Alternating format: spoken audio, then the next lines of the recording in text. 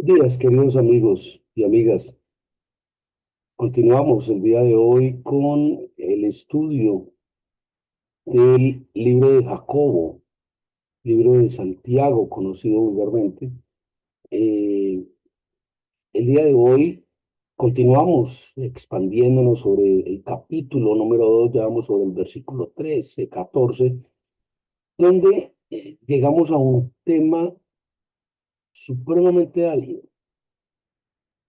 Y es un tema que se ha prestado para unas tremendas controversias, para unas tremendas diferencias y, por ende, ha llevado a muchos a pensar erróneamente lo que inicialmente, originalmente plantea la escritura. Y esto es grave para la vida de un creyente.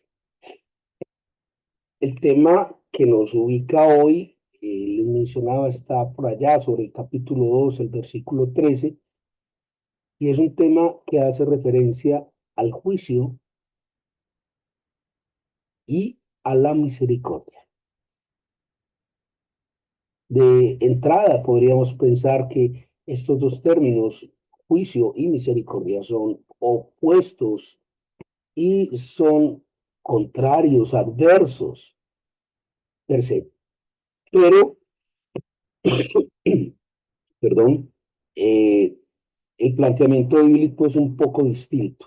El planteamiento bíblico es mucho más grande que una simple controversia de conceptos lingüísticos. Y ese, precisamente, es el elemento que establece Santiago, Jacobo, en el versículo 13, y que viene totalmente hilado, conectado con todo lo que hemos venido hablando a través de este libro. Sería absurdo sacar un pedacito del versículo o un solo versículo para justificar un error, que es lo que hacen muchas personas. Sacan un texto de su contexto para justificar un error. Pues bien, el versículo 13 de este segundo capítulo del libro de Jacobo establece, porque el juicio será sin misericordia para el que no hizo misericordia. Y entonces, retomando lo que veíamos en las reuniones próximas anteriores, es de una total trascendencia y relevancia establecer varios puntos. El primero es que todos, todos, todos, vivos y muertos, seremos llevados, presentados, sometidos a juicio. Ese es el primer punto. Todos vamos a ser sometidos a juicio. El segundo punto que es relevante dentro de este contexto es,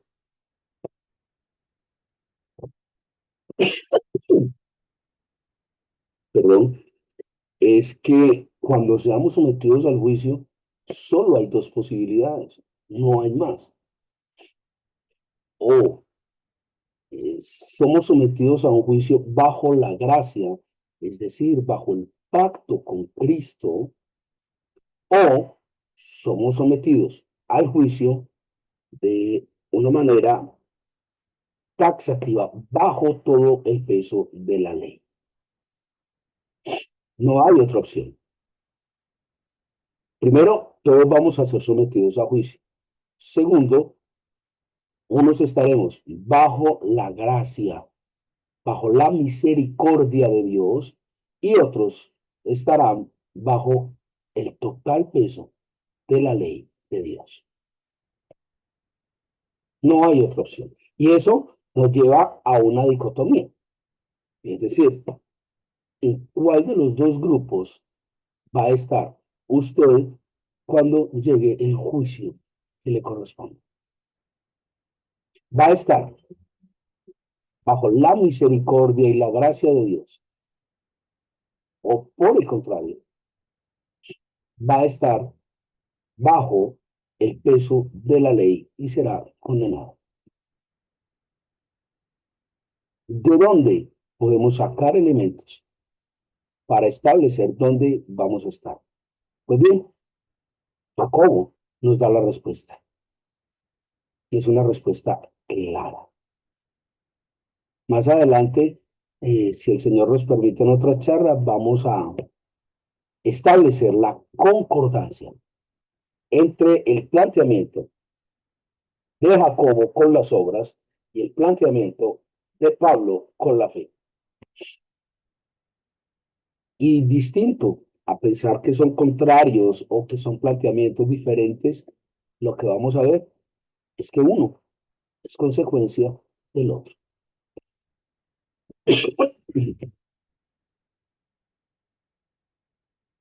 ¿Qué es hacer misericordia? ¿Cómo podríamos reflejar nuestra misericordia a través de las obras? No hay otro elemento. Y esto es lo que plantea precisamente Jacobo. Muéstrame tus obras y te mostraré tu fe. La fe sin obras es una fe muerta. Estos son los planteamientos que nos hace Jacobo. Y los planteamientos de Pablo que parecieran distintos. Le reitero, en la próxima reunión vamos a ahondar en este elemento, en esta dicotomía.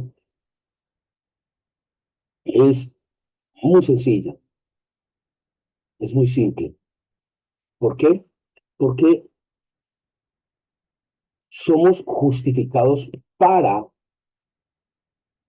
obras. Somos justificados por las obras como resultado de la fe, no al revés. En este caso, el orden de los factores sí altera el producto. El producto final será la salvación. Si yo tengo fe, producto, consecuencia de esa fe, voy a tener unas obras que lo reflejan.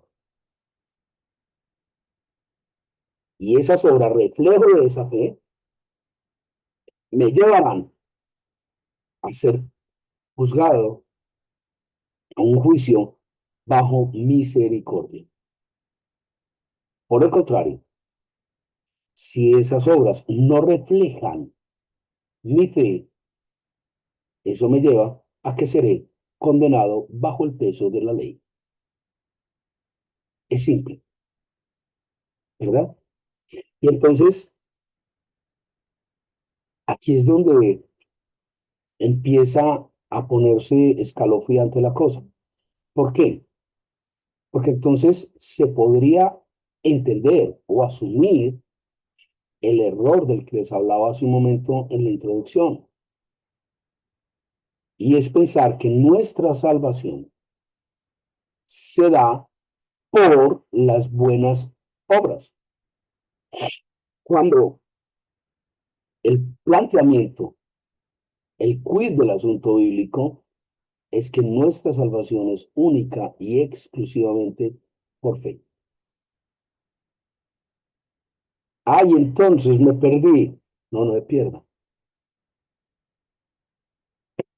Si usted tiene una fe como la que establece Cristo, si usted tiene una fe como la reglamentada por Dios, conforme el designio de Dios, la consecuencia de esa fe van a ser sus obras. Lo que usted hace, lo que usted haga, tiene que reflejar la fe.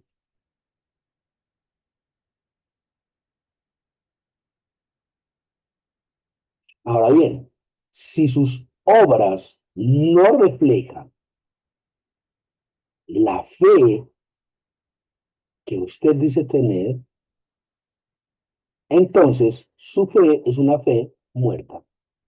usted será reo de justicia bajo todo el peso de la ley. Usted será juzgado sin misericordia. Y esto es algo sobre lo que los evangelios, perdón, hacen un énfasis y un remarque muy claro. Especialmente en Mateo, vemos que hay un énfasis muy claro sobre todo esto. Le invito a que usted vaya allí a la referencia de Mateo 18, 23, más o menos, donde en Mateo 18 se habla de la parábola de los dos deudores, uno que le debía una plata al rey y el rey se la perdona y a la salida se encuentra con alguien que le debía a este sujeto y este sujeto lo, mejor dicho, lo condena, lo vuelve trizas en cuestión de un minuto. Y el rey manda a que aquel a que le había perdonado su deuda sea ejecutado por los verdugos. Y es muy interesante porque allí se establece el planteamiento de, mira, usted no me había perdonado, pues, ¿cómo así que me perdona y ahora me va a entregar a los verdugos? Sí, ¿por qué? Porque no fuiste capaz, se te perdonó una deuda enorme, no fuiste capaz de perdonarle a aquel que te debía lo poco. Eso es un reflejo claro de quién es Dios y de dos de los atributos más importantes de Dios. Primero, Dios es justo. Segundo, Dios es un Dios de amor. Parecieran contradictorios, pero no lo son. Ahora bien, en el mismo Mateo, en el Sermón del Monte, Mateo 5, allí sobre el versículo 7, se establece de igual manera el tema de la misericordia, de cómo es importante para recibir misericordia de Dios, dar misericordia a los semejantes. Y ese es un punto bien complicado, bien difícil, bien complejo. ¿Por qué? Todos queremos misericordia de Dios, pero no queremos hacerle misericordia a los demás. Todos queremos misericordia para nosotros, pero no queremos tener misericordia con los demás. Y este precisamente es el gran mensaje que nos trae Jacobo el día de hoy. Este precisamente es el quid del asunto. Queremos misericordia, pero no queremos ser misericordiosos. Muchas personas, independiente de su credo, sea católico, cristiano, protestante, cualquiera, no es muy relevante, pero muchas personas lo que hacen es llegar a un servicio religioso, a una misa, participan activamente del servicio de la misa, se dan golpes de pecho, oran, sirven, y cuando salen de la misa del servicio siguen siendo los mismos injustos pecadores que siempre han sido. Una fe sin obras es una fe muerta. Aquel que no practica la misericordia no recibirá misericordia. Le invito a que me dé una leidita al Evangelio de Lucas, al capítulo 6, por allá, por el versículo 36, 37. Lucas capítulo 6, 36, 37, para que vea una amplitud un poco más detallada de lo que hemos venido hablando del libro de Jacobo sobre la misericordia. Es fundamental que entendamos que si nosotros no tenemos, no practicamos, no hacemos misericordia con los demás, no tendremos, no recibiremos misericordia en el momento del juicio. Y eso es grave, muy grave. ¿Por qué? Porque vamos a recibir todo el peso de la ley. De hecho, el planteamiento entre misericordia y ley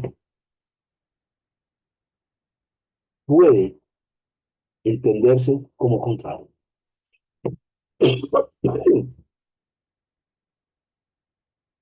¿Por qué? Porque si hay misericordia, hay perdón. Si hay juicio, hay condena, necesariamente. Y eso es lo que mucha gente no ha entendido de los atributos de Dios, la justicia y el amor. Y esto nos lleva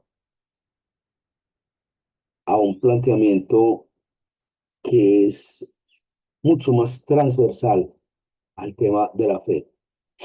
Y es básicamente dos elementos que se plantean dentro de estas doctrinas de fe. Reitero, independiente de que sea catolicismo o protestantismo, y que llevan a dos conclusiones que son no solo absurdas, sino falsas, de toda falsedad. La primera es que todos somos salvos. La Biblia dice que no, no todos somos salvos. ¿Y por qué no todos salvos? Porque todos, acabamos de verlo en el libro de Jacobo, todos seremos sometidos a juicio. Solo que habrá unos que estarán bajo la misericordia y otros que estarán bajo la ley. Aquellos que están bajo la ley serán condenados sin misericordia. Luego, no todos somos salvos. Segundo, nos ha llevado a pensar que todos vamos a ir al cielo. La Biblia dice que no todos vamos a ir al cielo. La Biblia establece que hay un elemento que es el infierno, la condenación, el fuego eterno, el crujir de dientes, y que ese es el destino de aquellos que serán condenados en el juicio.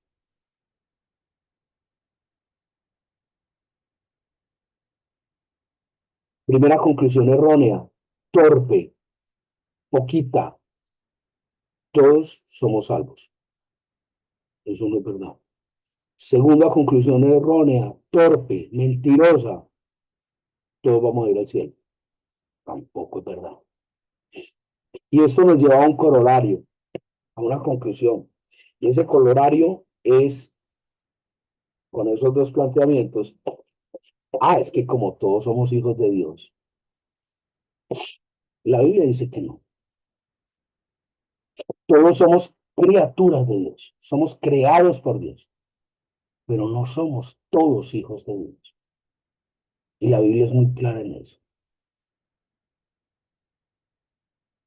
De hecho, allí en el Evangelio claramente se establece que aquellos que creyeron conforme la palabra, se les dio la potestad de ser hijos de Dios. No dice todos somos hijos de Dios. En ninguna parte de la Biblia dice que todos somos hijos de Dios. En ninguna parte. Dice lo contrario. Dice lo contrario. De hecho, dice que son muy pocos los hijos de Dios. En algunas partes es tan violenta, en el Evangelio de Juan, es tan violento el planteamiento que dice, vosotros sois de vuestro padre el diablo.